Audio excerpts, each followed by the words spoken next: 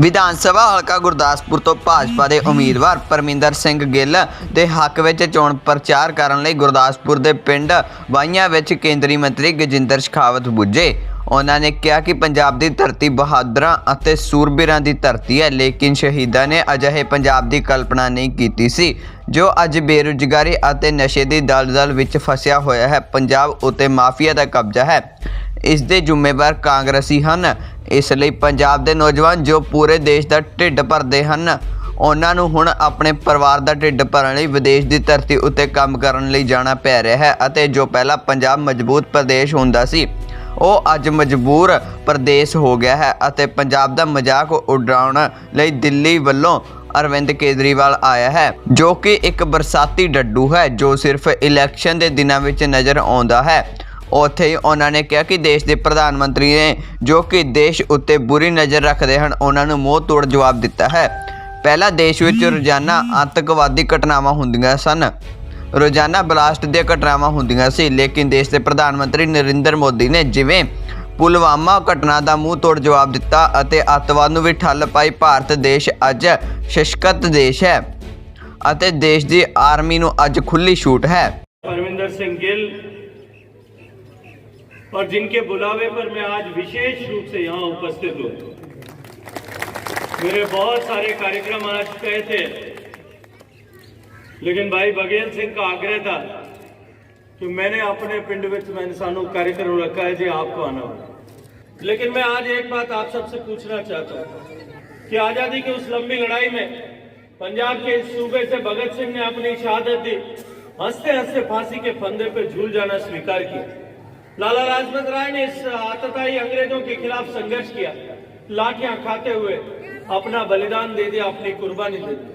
बहुत लंबी सूची पर मैं बात कर सकता हूं जिन्होंने इस भारत की धरती में और विशेष रूप से इस पंजाब की धरती में इस देश को आजाद कराने के लिए अपनी कुर्बानी दी। आजादी के बाद में भी इस वीर पंजाब की वीर प्रसूता धरती, जिसने अपने बेटों को देश की सीमाओं की रक्षा के लिए 48 की लड़ाई में, 62 की चीन की लड़ाई में, 65 की पाकिस्तान की लड़ाई में, 71 की लड़ाई में, कारगिल की लड़ाई में और उसके बाद में आतंकवाद के साथ लड़ाई में अपने बेटों को इस भारत माता को, पवित्र भारत माता के आंचल को, इसकी सीमाओं को बनाए रखने के लिए कुर्बान किया, बलिदान किया। लेकिन इन सब लोगों ने जो बलिदान किया, क्या उन्होंने इस तरह का पंजाब बनाने की अपेक्षा के साथ में बलिदान किया? क्या उन्होंने कल्पना की थी कि जिस देश को आज, जिस मुल्क को आजाद कराने के लिए हम अपना सर्वस्व समर्पण कर रहे हैं, हम हंसते हंसते फांसी के फंदे पर झूलना स्वीकार कर रहे हैं, उन्होंने क्या इस ऐसा आज जो पंजाब के हालात है, ऐसा पंजाब बनाने के लिए अपना जीवन कुर्बान किया? जिस पंजाब ने देश की जनता का पेट, धरती का सीना फाड़ करके जिस पंजाब के बेटों ने भरा था, आज अपना पेट भरने के लिए उस पंजाब के बेटों को दुनिया के दूसरे मुल्कों में जाकर के काम करना पड़ा। जो दुनिया का पेट भरने वाले, देश का पेट भरने वाले लोग थे, उनको दुनिया के दूसरे देशों में जाकर के अपना पेट भरने के लिए काम करना पड़ा।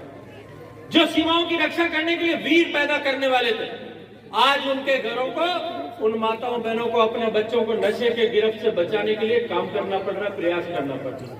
अपने बूढ़े माँ बाप को छोड़ करके पंजाब के बेटे पंजाब से बाहर जाकर के काम करने के लिए मजबूर क्यों है? ये मजबूरी की हालात पैदा होगी क्या? ऐसी परिस्थिति के लिए भगत सिंह ने फांसी के फंदे पे झूलना स्वीकार किया। आज पंजाब कर्ज में डूबा हुआ, पंजाब में माफिया का राज है।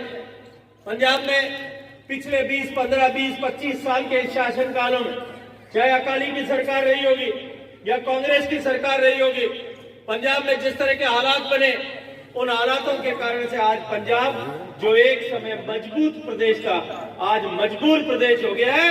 और उस मजबूर प्रदेश का अपमान करने के लिए दिल्ली से, तो बारिश में अपने यहाँ डाडर आते हैं, नहीं मेंढक, क्या कहते हैं आपके यहाँ, डडू आते हैं।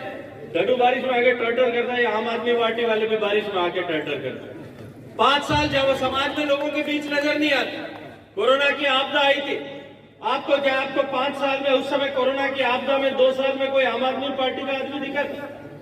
कोई काम नहीं कर रहा था।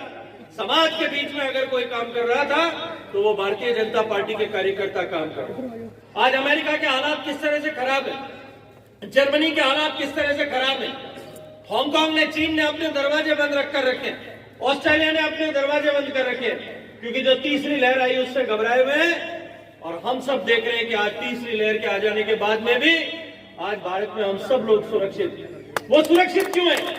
क्योंकि मोदी जी ने जब दुनिया में टीका बन रहा था, अब पिछले 100 साल का इतिहास उठा करके देख लो, दुनिया में 100 साल में 5 बड़ी बीमारियां आई।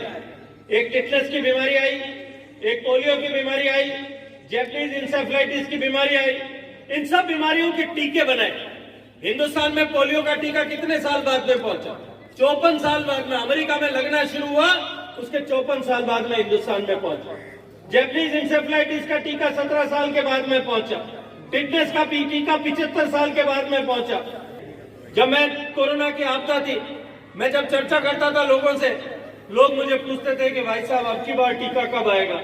मैं उनको कहता था कि मैं भविष्य वक्ता भी नहीं हूं, वैज्ञानिक भी नहीं हूं, मैं कैसे बता सकता हूं। लेकिन मैं उस समय भी कहता था कि एक बात जिम्मेदारी के साथ मैं कहता हूं कि अब की बार देश की जनता को 17 साल, 54 साल, 70 साल, 75 साल इंतजार नहीं करना पड़ेगा। अमेरिका में जब टीका लगना होगा तभी अमेरिका, हिंदुस्तान में भी लगना शुरू होगा। और आज मैं गर्व से कह सकता हूं कि दुनिया में सबसे सस्ता टीका भारत में बना, दुनिया के 7 में भारत में बना, दुनिया में सबसे ज्यादा टीके हमने लगाए। और आज मैं आपके सामने जिम्मेदारी से एक बात कह रहा हूं कि पूरी दुनिया के गरीब देशों को टीका लगाने का काम जो है वो भारत में बने हुए टीके से होने वाला है। पूरी दुनिया की सुरक्षा करने के लिए भारत का के वैज्ञानिक और भारत की सरकार और मोदी जी आज काम कर रहे हैं।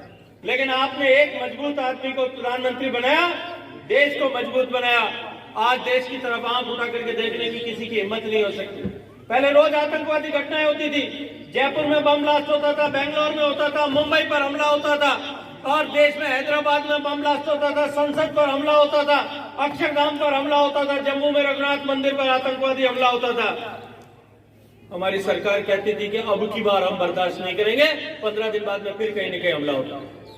लेकिन मोदी जी ने उस हमले को बर्दाश्त नहीं किया। उरी और पुलवामा के बाद जिस तरह से जवाब दिया, आज पूरी दुनिया जानती है कि भारत आज सशक्त देश है और भारत के विरुद्ध होने वाली कोई भी गतिविधि, चाहे वो देश के अंदर से हो या देश के बाहर से हो, भारत के लोग बर्दाश्त नहीं करेंगे। सेना को आज खुली छूट दी। मित्रों, आज जिस तरह से देश को मजबूत बनाने के लिए आप सब लोगों ने योगदान दिया, आज मैं आप सब लोगों का आह्वान करने आया हूं, हाथ जोड़ करके विनती करने आया हूं। इस पंजाब का अतीत का जो है, जैसा गौरवमयी अतीत था, वैसा ही पंजाब अगर आप वापस बनाना चाहते हो, वैसा ही पंजाब, मजबूत पंजाब वापस बनाना चाहते हो, वैसा ही रोजगार युक्त पंजाब बनाना चाहते हो, वैसा ही खुशहाल पंजाब बनाना चाहते हो, वैसा ही महिलाओं का सम्मान करने वाला पंजाब बनाना चाहते हो, वैसा ही नशा मुक्त पंजाब बनाना चाहते हो, वैसा ही माफिया मुक्त पंजाब बनाना चाहते हो, वैसा ही घूसखोरों से मुक्त पंजाब बनाना चाहते हो। अगर पंजाब खुशहाल बनाना चाहते हो तो भारतीय जनता पार्टी और लोक कांग्रेस पार्टी, सुखदेव सिंह जी ढींढसा की संयुक्त अकाली दल, इन तीनों का जो गठबंधन है, इस गठबंधन के एनडीए के प्रत्याशी भाई परमिंदर सिंह जी को यहाँ पर सिर्फ जिता करके भेजो। ये पंजाब मजबूत बनेगा, पंजाब खुशहाल होगा।